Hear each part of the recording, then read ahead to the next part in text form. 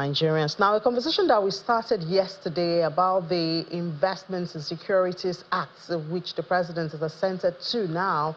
So now Nigeria should be able to boast of a modernized and globally aligned regulatory framework that has addressed key issues such as digital asset, investor protection, financial market infrastructure, and is all geared towards boosting investor confidence and strengthening the capital markets in the country. Those are some of the highlights of that ISA 2025, which the president has recently assented to. So it's now law.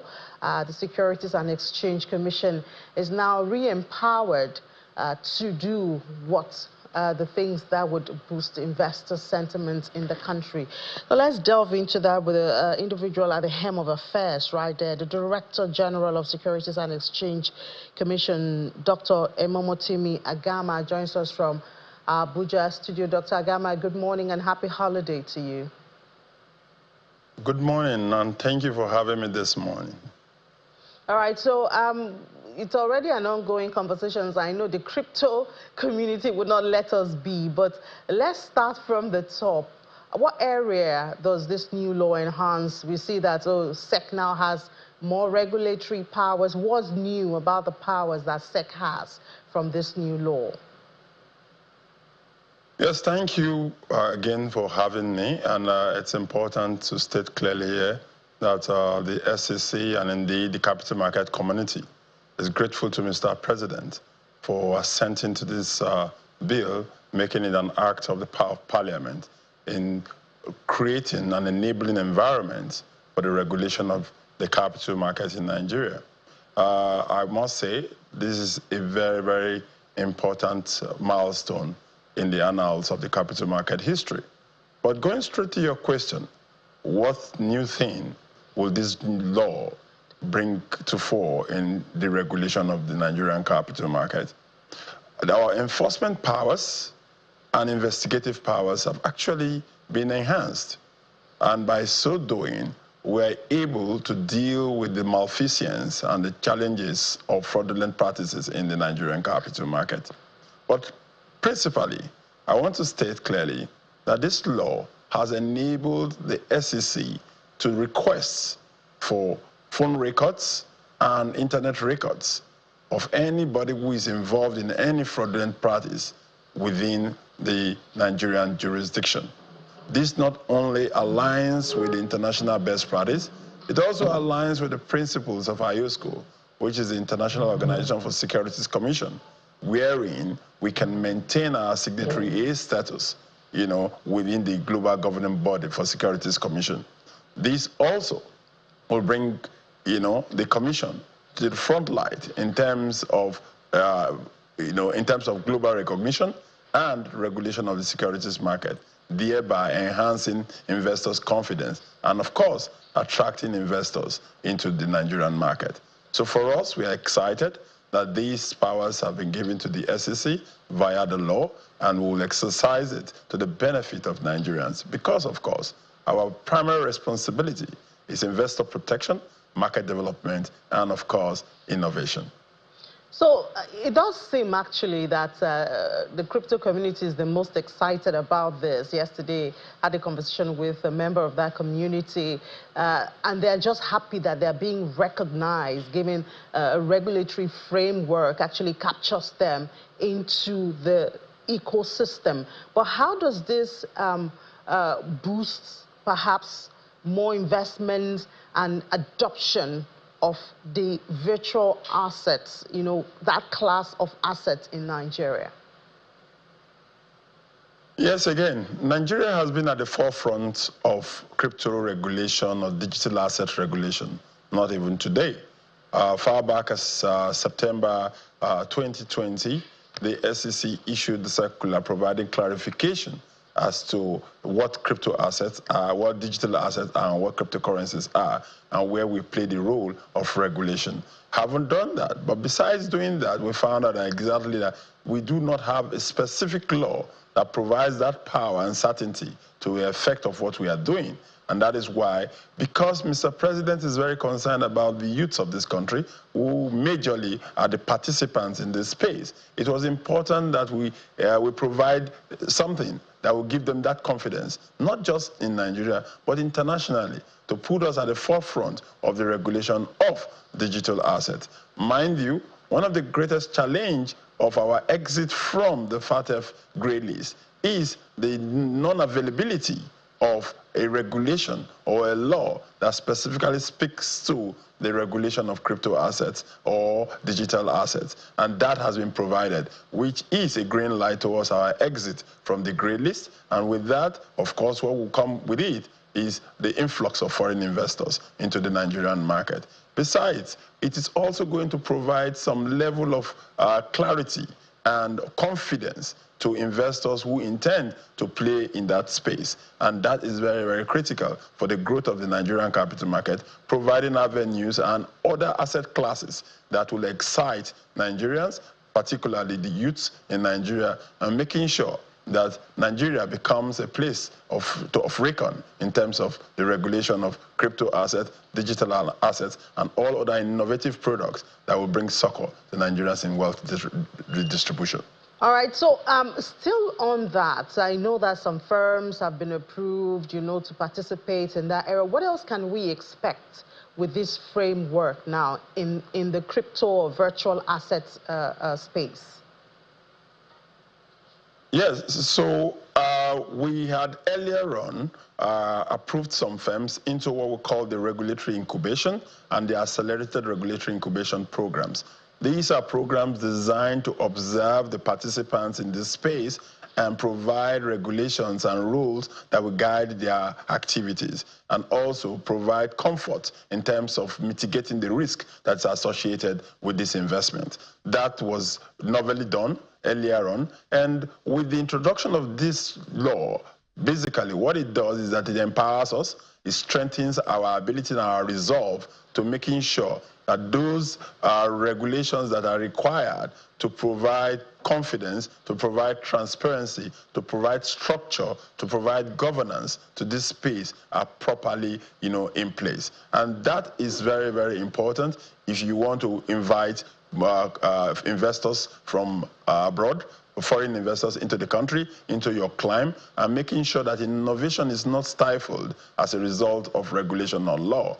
Giving that confidence is critical in building this ecosystem, because the ecosystem has a lot of benefits to the Nigerians and to the Nigerian ecosystem. So clearly, it is an important aspect, an important step to take in building that confidence and bringing people back, to the Nigerian market, knowing fully well that our adoption rate is very high, second to India, and so it is very, very important that we give that assurance by way of law, and that is what Mr. President has done by signing into law the new IRSA 2025.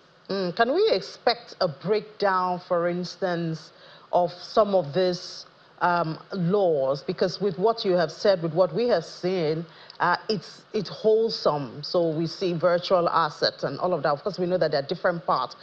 Can we expect, is there going to be maybe an arm, a department of SEC, for instance, that's going to be saddled with the responsibility to really study and break down the different aspects of attracting investors, not just the individual, but at least institutional investors? Because as you have noted, even when it was not so accepted, the followership from Nigeria is really high. Can we expect anything like that that will give more face and clarity to the virtual assets investors or community in, maybe the short period? Yes, thank you again. If you remember very clearly, that during the inauguration of this board by the Honorable Minister for Finance and the Coordinating Minister for the Economy, he hammed on the fact that he will expect the new board and management to dwell on innovation. And dwelling on innovation simply means that we must look forward and we must be proactive. Following that directive from the Honorable Minister for Finance, Mr. Wale Edun, it was important that the SEC moved forward faster than it would ordinarily have done. And in that spirit, being proactive, the SEC established a department which is specifically dedicated to fintech and innovation. So we have a whole department that is specifically dedicated to doing that. And we have, committees within the SEC with experts drawn from every department of the SEC to make sure that the work of that department is enhanced and it is speedily done. So for us at the SEC, we have actually moved ahead and bringing the law into being by the assent of the president is just to confirm what we already have started doing and making sure that nobody is actually in doubt of our capacity, our ability, and our intent to making sure that a regulatory framework or an environment is provided for digital asset operators and, of course, investors. So we are confident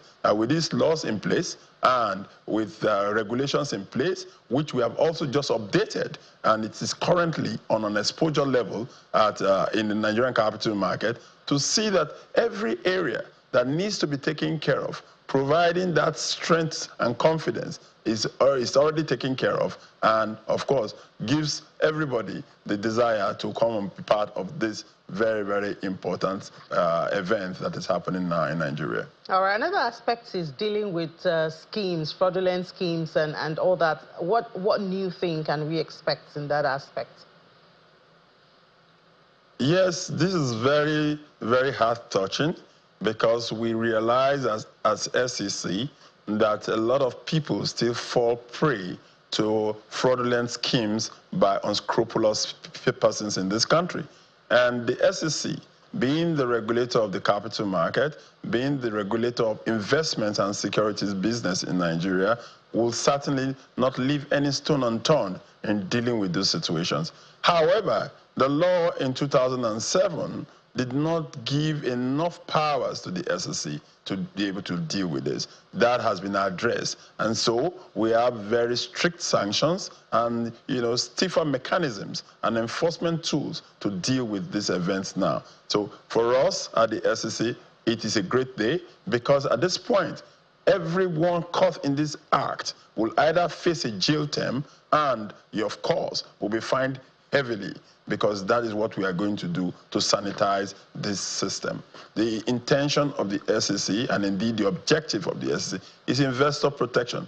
It's much more than any other thing. And so whatever we can do to protect investors, to give them assurance, to give them confidence, to give them, comfort in terms of investing in Nigeria in whatever security or asset class, that is what we will do. And the law has now provided us with these powers, and we are going to exercise it without fear or favor. There's also the aspect on mergers and acquisitions. Now I think the banks are really be the first perhaps to use that. Their capitalization going on. They have about a year left. For banks, I think, that cannot meet up, they might have to merge and go into acquisition. What's different about this?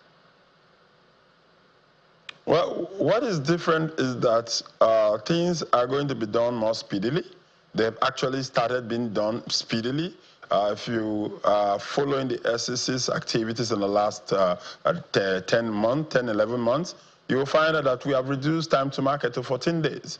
And the banking consolidation or recapitalization that has happened within this time has shown tremendous success in the light that currently we have raised for the market over 2.4 trillion naira for the bank recapitalization. That is a feat that has never been achieved before, and we have done it so seamlessly using e-offerings, technology, and speed to provide efficiency and confidence in the Nigerian capital market. So clearly, the banks are happy, and I'm sure the regulators of the banks are also happy, because we are providing the enabling environment to make these things seamless. And we'll continue to do so. We believe strongly as the banks get to close the recapitalization exercise regarding the timeline provided to them by their primary regulators, the SEC is there to make sure that mergers and acquisitions that will happen in this process are done timeously and seamlessly in order to give confidence to the people who patronize the Nigerian capital market. We're inviting Nigerians to come back to the market because we know a lot of them had left the market before. But it's a new dawn for the capital market. More importantly, with the emergence of the ISA 2025, it is certainly a new story that we'll tell, and we will make sure that we'll do everything to provide the services that we are expected to provide as the apex capital market regulator. All right, thank you so much, Director General of Securities and Exchange Commission, Dr. Imomotimi Agama. And of course, we have high expectations with this new law.